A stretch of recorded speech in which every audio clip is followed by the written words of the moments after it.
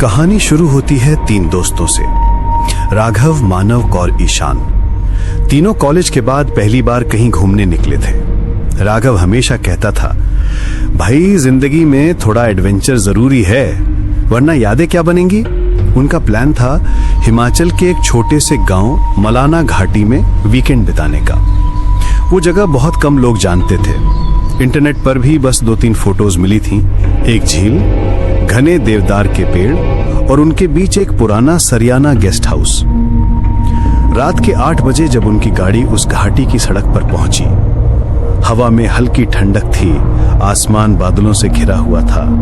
पहाड़ी रास्ते पर एक पुरानी सफेद एसयूवी धीरे धीरे ऊपर चढ़ रही थी। हेडलाइट की रोशनी कोहरे को चीरते हुए मुश्किल से कुछ फीट तक ही दिख रही थी। सड़क संकरी थी, एक तरफ खाई, दूसरी तरफ घना जंगल। गाड़ी के अंदर 3 दोस्त थे। राघव ड्राइव कर रहा था, उसकी आंखें सड़क पर टिकी हुई थीं, लेकिन चेहरा थका हुआ लग रहा था। मानव पीछे बैठा था, खिड़की से बाहर झांकते हुए पेड़ों की काली परछाइयां देख रहा था। ईशान ने अपने फोन की टॉर्च ऑन कर रखी थी, क्योंकि बाहर का कोहरा इतना गाढ़ा था कि हेडलाइट भी बेअसर लग रही थी। भाई, ये सही में रास्ता है ना? ईशान ने थके स्वर में पूछा। राघव ने बिना नजर हटाए जवाब दिया। डर गया क्या? गूगल मैप तो यही दिखा रहा है, बस थोड़ा और ऊपर। मानव हल्का सा हंसा। कहीं ये गूगल मैप हमें ऊपर से सीधा नीचे घाटी में न गिरा दे। गाड़ी आगे बढ़ी और धीरे धीरे कोहरा और घना होता गया। रास्ता अब कंकरीला था। टायरों के नीचे छोटे छोटे पत्थर चरमराते हुए आवाज कर रहे थे। पेड़ों की डालियां हवा में झूलती और कभी कभी गाड़ी के शीशे से टकराती। गाड़ी के भीतर सन्नाटा था, बस इंजन की हल्की गुनगुनाहट और उनकी सांसें सुनाई दे रही थी। करीब 10 मिनट बाद सामने एक पुराना लकड़ी का बोर्ड दिखा। वो आधा टूटा हुआ था, उस पर हल्का सा हरा मॉस जमा हुआ था। बोर्ड पर लिखा था, Sariyana guest house, welcome to peace. लेकिन पीस शब्द पर किसी ने गाढ़े लाल रंग से क्रॉस का निशान बना दिया। राघव ने धीरे से कहा, लगता है यही है। ईशान ने माथे पर शिकन डाली। अरे भाई, ये पीस तो किसी ने पीसेस बना दिया है। मानव ने हंसने की कोशिश की, पर उसके चेहरे से झलक रहा था कि वो सहज नहीं है। राघव ने गाड़ी अंदर मोड़ दी। गेस्ट हाउस तक पहुंचने वाला रास्ता कीचड़ और जड़ों से भरा हुआ था। दोनों ओर ऊंचे देवदार के पेड़ थे, जिनके बीच से हल्की धुंध रेंगती हुई नीचे उतर रही थी। कभी कभी हवा चलती तो पेड़ों की डालियां एक दूसरे से टकराती और ऐसा लगता मानो कोई फुसफुसा रहा हो। कुछ ही देर में गाड़ी एक पुराने भवन के सामने रुकी। वो 3 मंजिला पत्थर का बना था। ऊपर की दीवारों से बेलें लिपटी हुई थीं और खिड़कियों के शीशे आधे टूटे हुए। मुख्य दरवाजा लकड़ी का था, गहरा भूरा, जिस पर पुराने जमाने की लोहे की चौखट लगी हुई थी। ये तो किसी भूतिया फिल्म का सेट लग रहा है, मानव ने धीमे से कहा। राघव ने हल्की हंसी में जवाब दिया, भाई डर मत, आज तो बस यहीं ठहरना पड़ेगा। गाड़ी से उतरते ही उन्हें ठंडी हवा का झोंका लगा। रात के 8:30 बजे थे। आसमान में चांद बादलों में छिपा हुआ था और चारों तरफ एक ऐसी शांति थी जिसमें हर आवाज गूंज जाती थी। राघव ने दरवाजे पर दस्तक दी। अंदर से कोई हलचल हुई। दरवाजा धीरे धीरे खुला और सामने आया एक बूढ़ा चौकीदार। उसके बाल सफेद थे, आंखें धसी हुई और चेहरे पर एक गहरी झुर्रियों की लकीर। वो बिना कुछ बोले कुछ सेकंड तक तीनों को घूरता रहा, फिर भारी आवाज में बोला, 3 कमरे खाली हैं, मगर ऊपर वाला मत लेना। राघव ने मुस्कुराते हुए पूछा, क्यों बाबा, ऊपर क्या है? भूत है क्या? बूढ़ा धीरे से बोला, जो ऊपर गया वो नीचे नहीं आया। एक पल के लिए माहौल ठंडा पड़ गया। ईशान ने घबराकर कहा, हम नीचे ही ले लेते हैं। बूढ़ा सिर हिलाता हुआ अंदर चला गया और तीनों उसका पीछा करते हुए गेस्ट हाउस में दाखिल हुए। अंदर की हवा सीलन भरी थी। दीवारों पर नमी के निशान थे और छत से लटकती पुरानी लाइट पीली झिलमिलाहट दे रही थी। सीढ़ियां लकड़ी की थीं और हर कदम पर हल्की आवाज देती। फर्श पर पुराने गलीचे बिछे थे जिनसे हल्की सड़ी सी गंध आ रही थी। तीनों को नीचे वाले 2 कमरे मिले। राघव ने हंसते हुए कहा, यार अगर ऊपर कुछ है भी तो उसे डिस्टर्ब क्यों करें? मानव ने कहा, भूत नहीं, ह्यूमिडिटी ज्यादा है यहाँ। उन्होंने अपना सामान खोला, गैस स्टोव निकाला और थोड़ा खाने का सामान टेबल पर रख दिया। बाहर अब हल्की बर्फ गिरने लगी थी। खिड़की के बाहर सफेद परतें जमने लगी और हवा के साथ झोंके अंदर तक महसूस हो रहे थे, जो सीधे हड्डियों में उतर रही थी।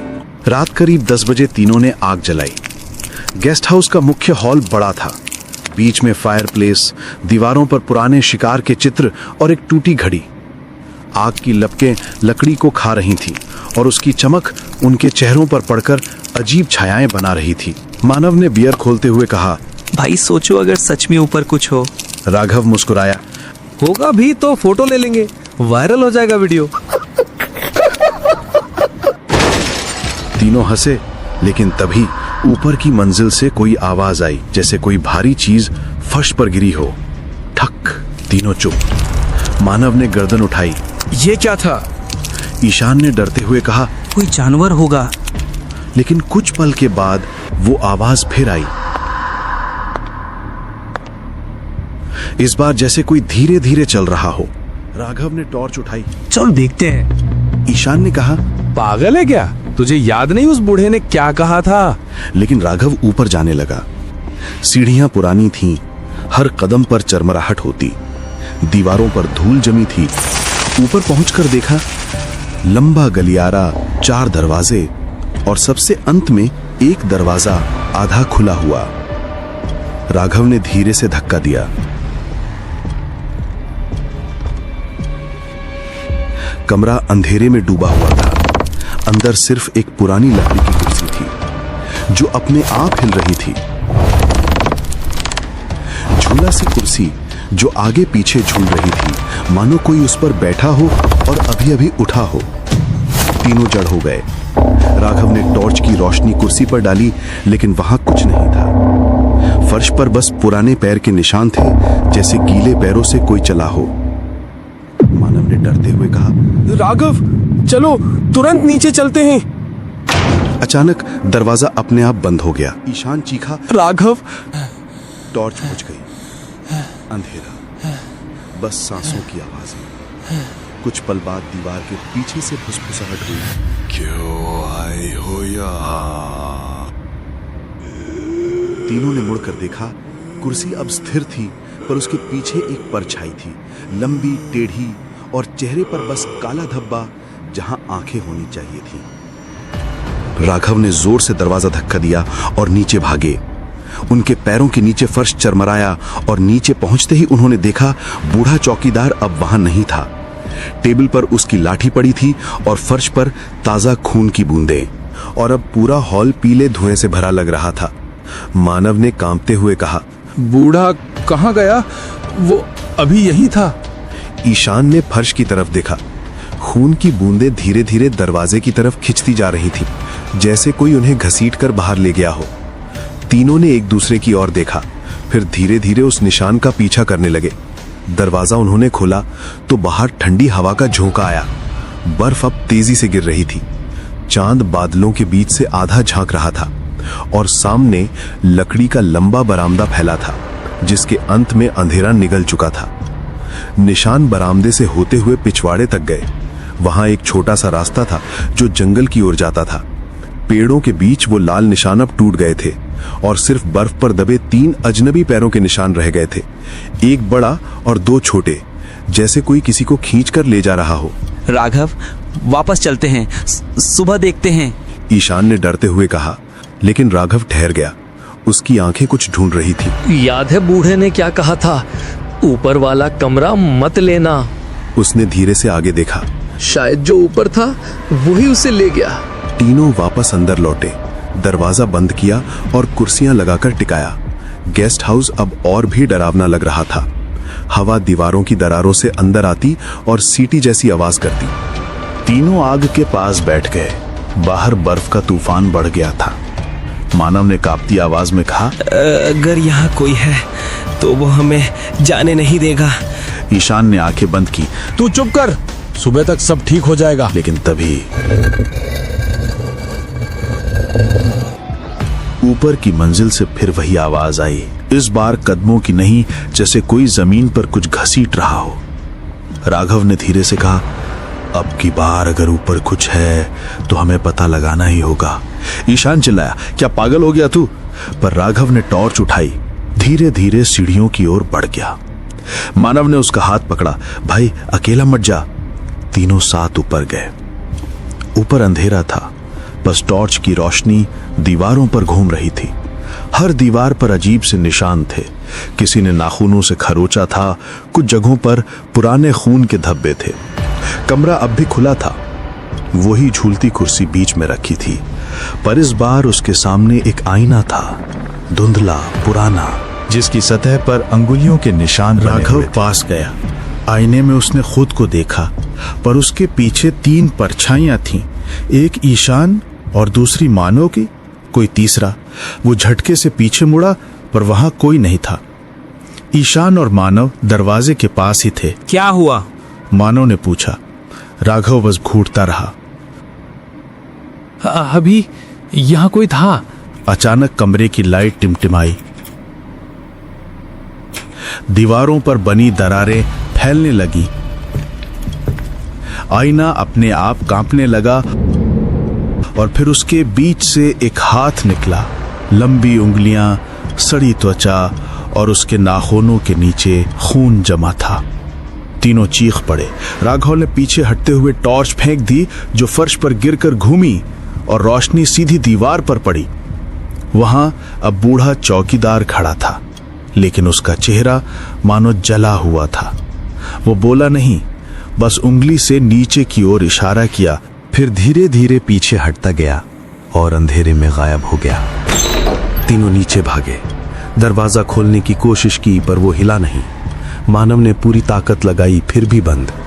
ईशान ने पीछे देखा, सीढ़ियों के ऊपर से कोई उतर रहा था, धीरे धीरे, कदम दर कदम। ईशान चिल्लाया, कौन है वहां? और ऊपर से वही आवाज आई, वो जो तुम तीनों के साथ है। तीनों ने पीछे मुड़कर देखा। वो इंसान नहीं था, वो वही परछाई थी जो आईने में दिखी थी। चेहरा बिना आंखों के और शरीर जैसे धुएं से बना हो।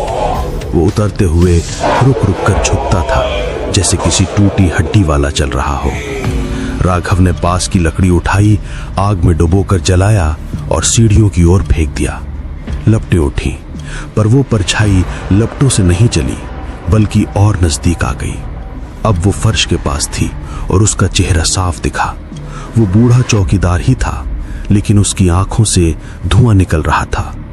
उसने बस एक शब्द कहा, ऊपर मेरी लाश। राघव ने पीछे मुड़कर देखा, सीढ़ियों के बगल में दीवार फटी हुई थी और उस फटी जगह से एक पुरानी रस्सी लटक रही थी, जिसके नीचे एक हड्डियों का ढेर पड़ा था। ईशान ने कांपते हुए कहा, वो ये वही है। कमरे में हवा भारी हो गई। दीवारों पर बने निशान चमकने लगे। हर तस्वीर, हर खिड़की हिलने लगी। बर्फ का तूफान अब अंदर तक आ गया था। तीनों भागे। उसी वक्त गेस्ट हाउस के अंदर से म्यूजिक बजने लगा, एक पुराना रेडियो जिसकी सुई अपने आप घूम रही थी, और आवाज आई, आज फिर कोई आया है, फिर कोई नहीं जाएगा। पीछे दरवाजा खुला। राघव ने देखा कि दरवाजे के पास एक मिट्टी का तेल से भरा हुआ डब्बा था। उसने उस डब्बे को उठाया और कमरे में फेंक दिया। मानव चिल्लाया, जला दो इसे, सब खत्म। राघव ने माचिस निकाला और जलाकर फेंक दिया। आग भड़क उठी, गेस्ट हाउस जलने लगा। तीनों बाहर भागे, लेकिन तभी ईशान अचानक से वहीं पर रुक गया। उसकी आंखें खोखली थीं, चेहरा अजीब सा था। वो बोला, तुम दोनों जाओ, मैं तो यहीं रहता हूं। और वो धीरे धीरे पलटा। उसके चेहरे पर वही परछाई थी जो उन्होंने ऊपर देखी थी। राघव और मानव ने भागते हुए पीछे पलटकर देखा, गेस्ट हाउस राख में बदल गया, लेकिन खिड़की से वो काला साया झांक रहा था। सूरज निकला और गांव के कुछ लोग वहां पहुंचे। उन्हें बस राख मिली और 2 घायल लड़के, राघव और मानव। पुलिस ने रिपोर्ट में लिखा, तीसरा लड़का गायब है, शायद आग में झुलस गया। लेकिन जब राघव होश में आया तो उसने कहा वो अब भी वहीं है, ऊपर वाले कमरे में, और वो हम तीनों में से एक था। 2 साल बाद कोई और ट्रैवलर उस घाटी में पहुंचा। उसे वहां एक नया बोर्ड दिखा, सरियाना हाउस, रूम्स अवेलेबल, और नीचे लाल रंग में लिखा था,